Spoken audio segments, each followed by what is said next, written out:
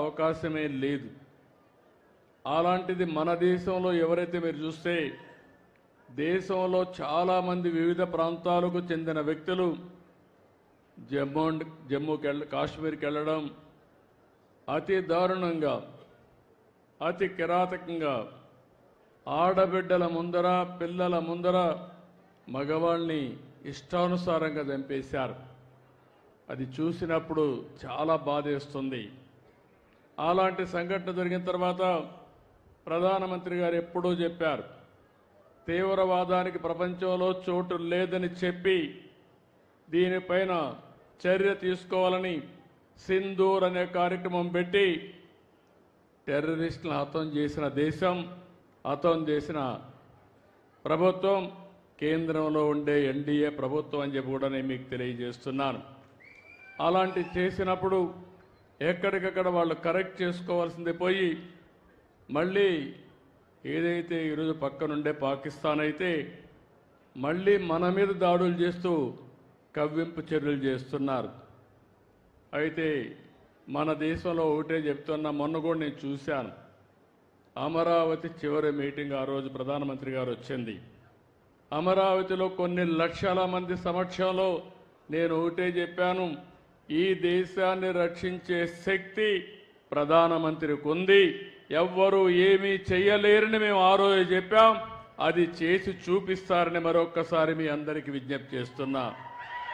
అయితే ఒక్కొక్కసారి బాధ కలుగుతుంది, ఇలాంటి జరుగుతూ ఉంటే ఈ జిల్లాలో చాలా గ్రామాల్లో చాలామంది దేశభక్తితో డిఫెన్స్కి వెళ్తున్నారు. మేము కూడా దేశాన్ని కాపాడాలి, నా వంతు బాధ్యతగా నేను కూడా దేశ సేవ చేయాలని చాలామంది ముందుకొచ్చి యువకులైతే ఈ యొక్క రక్షణ శాఖలో చేరుతున్నారు. అందులో చేరిన వ్యక్తుల్లో మన తెలుగు బిడ్డ మురళీ నాయక్ ఈ జిల్లా వాసి. ఆ మురళీ నాయక్ ప్రాణాలు కోల్పోవడం చాలా బాధేస్తుంది. ఈరోజు మీరు చూసినప్పుడు జమ్మూ కాశ్మీర్ సరిహద్దుల్లో పాకిస్తాన్ జరిపిన కాల్పుల్లో మన ఉమ్మడి జిల్లాకు సంబంధించిన వ్యక్తి నిన్న చనిపోయారు. గోరంట్ల మండలం కల్లి తండాకు చెందినటువంటి మురళీ నాయక్ వీర మరణం, దేశం కోసం చనిపోయారు. బాధేస్తుంది. వాళ్ళ తల్లిదండ్రులతో ఇప్పుడే నేను మాట్లాడాను. తల్లి వచ్చి జ్యోతిబాయ్, తండ్రి వచ్చి రామ్ నాయక్. వారికి నా ప్రగాఢ సానుభూతి తెలియజేస్తున్నా. ఈ రాష్ట్రం, ప్రభుత్వం, సమాజం మీకు అండగా ఉంటామని ఈ సభా సమావేశంలో హామీ ఇస్తున్నానని చెప్పి కూడా నేను మీకు తెలియజేసుకుంటున్నాను. 2 సంవత్సరాలు ఆర్మీలో ఉన్నాడు, ఎనలేని సేవలు అందించాడు. మనం అందరం ఒక విషయం గుర్తుపెట్టుకోవాలి, ఈరోజు ఎవరైతే సైనికులు ఉన్నారో వారు బార్డర్లో ఉండి అనునిత్యం మన కోసం నిద్రాహారాలు మాని దేశ రక్షణ చేస్తున్నారు కాబట్టి మనం హాయిగా నిద్రపోగలుగుతున్నాం. అలాంటి ఈరోజు మనం చూస్తూ ఉంటే కొన్ని దేశాలు ప్రజాస్వామ్యంలో ప్రపంచంలో ఎక్కడ కూడా హింసకు తావు లేదు. అందరూ కూడా ప్రగతిలో పోటీ పడవలసిన అవసరం ఉంది.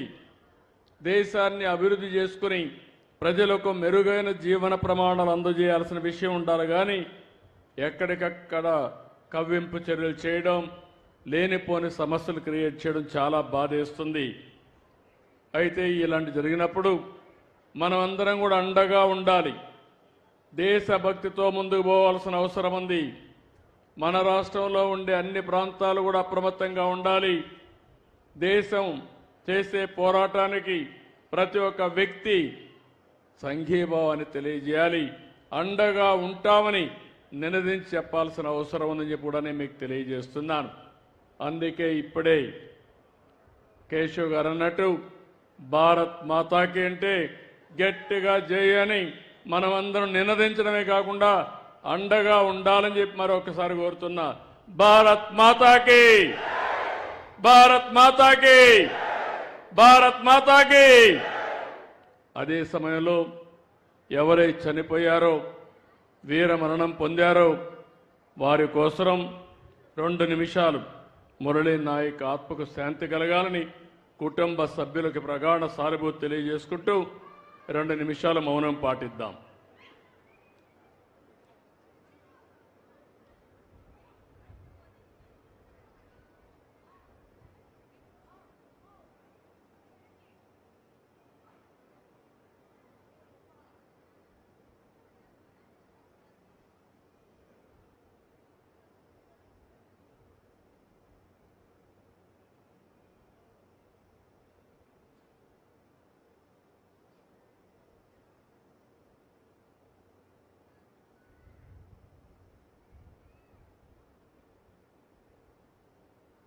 ఓకే,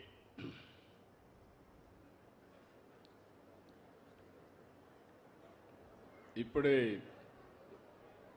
కేశవ్ గారు ఒక విషయం చెప్పారు.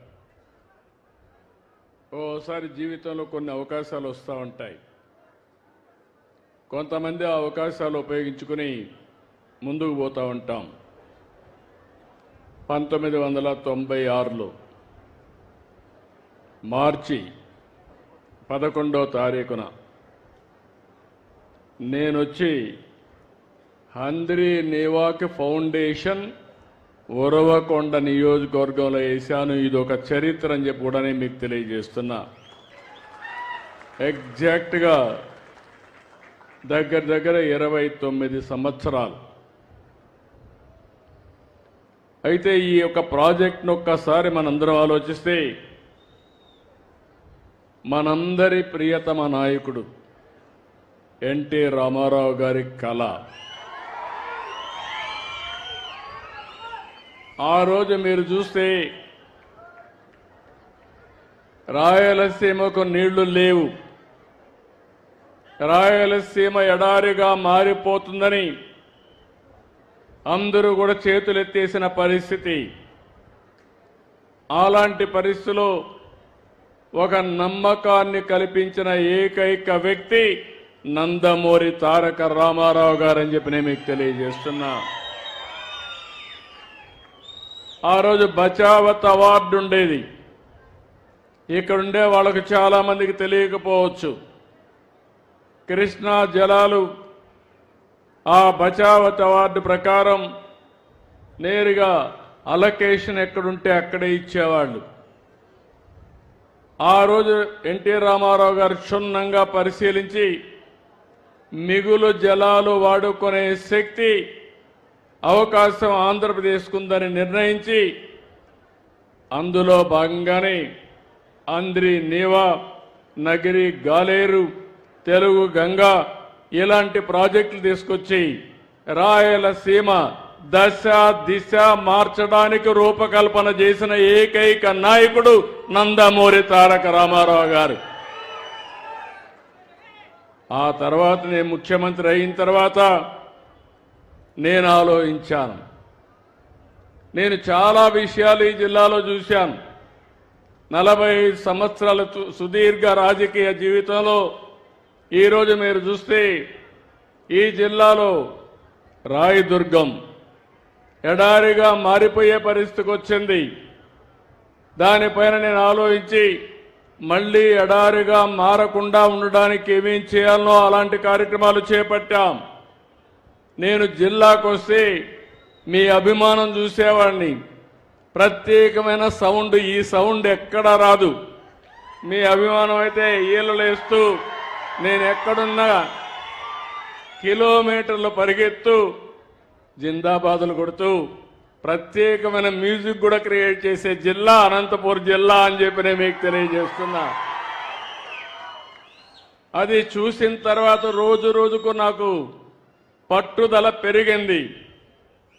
ఈ జిల్లా రూపురేఖలు మార్చాలని చెప్పి ఆలోచించాను. అందులోనే మీరు ఒక్కసారి గుర్తు చేసుకోండి, ఒక్క వేరుశెనగ పంటే వేసేవాళ్ళం ఈ జిల్లాలో. ఆ వేరుశెనగ పంటేస్తే 10 ఏళ్లలో 2 ఏళ్లే పంట వచ్చేది, 8 ఏళ్ళు పంట వచ్చేది కాదు. నా దగ్గరకు వచ్చే నాయకులు బాధపడతా ఉంటే ఏమి చేయాలనో తెలియక మొట్టమొదటిసారిగా నష్టపరిహారం ఇచ్చిన వ్యక్తి పార్టీ తెలుగుదేశం పార్టీ అని చెప్పి నేను మీకు తెలియజేస్తున్నా. ఆ తర్వాత ఇన్సూరెన్స్ కూడా పెట్టాం.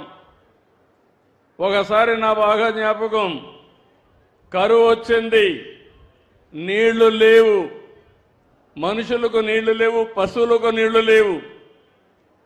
చరిత్రలో మొట్టమొదటిసారిగా పశువుల కోసం క్యాంపులు పెట్టాం.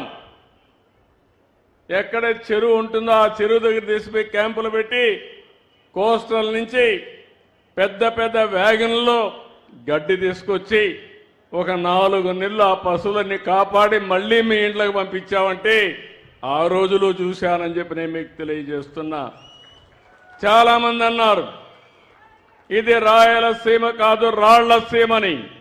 నేనన్నా రాయలసీమని రాళ్లసీమ కానీయను, రతనాల సీమ చేస్తానని ఆ రోజే చెప్పాను. అందుకే మీరు చూస్తే మొన్న కూడా నేను వచ్చాను, రా కదిలిరా కార్యక్రమానికి వచ్చాను, ఉరవకొండకు వచ్చాను, ఈ ఊరికి కూడా వచ్చాను. ఒకే మాట చెప్పాను, 14 సీట్లు ఇవ్వండి, నా మీద నమ్మకం పెట్టండి, ఏం చేయాలనో చేసి చూపిస్తానని ఆ రోజే చెప్పాను. అవునా కాదా అని మిమ్మల్ని అడుగుతున్నా. 14 సీట్లు గెలిపించారు, 2 లోకసభ గెలిపించారు. అందుకే నేను ఏం చేస్తే మీ జీవితాలు బాగుపడతాయంటే ప్రధానంగా నీళ్లుంటే ఏదైనా సాధ్యం. అలాంటి నీటి వనరుల కోసం నేను వచ్చినప్పుడు పోయిన ప్రభుత్వం నేను చెప్పాను, ఇదే మారిగా వస్తే తక్కువ నీళ్లు వస్తున్నాయి, ఈ నీళ్ల వల్ల మా కష్టాలు తీరవని కేశవ్ గారు ఎమ్మెల్యేలు అందరూ అడిగితే ఆ రోజు నేను నిర్ణయించి హంద్రి నీవాను వెడల్పు చేస్తానని చెప్పిన 1 గంటలో జీవో ఇచ్చి మళ్ళీ అనంతపురం నుంచి వెళ్ళాను. అదే సమయంలో 37% పనులు పూర్తి చేశాను. నేను గవర్నమెంట్ పోయింది, మీరు కూడా ఒకసారి ఇప్పుడంతా బాగుంటారు, రేపు ఎన్నికలు వస్తే పక్క చూపులు చూస్తారు కొంతమంది. ఆ పక్క చూపుల వల్ల చాలా నష్టాలు వచ్చాయి, రాష్ట్రం చాలా నష్టపోయింది. మీరు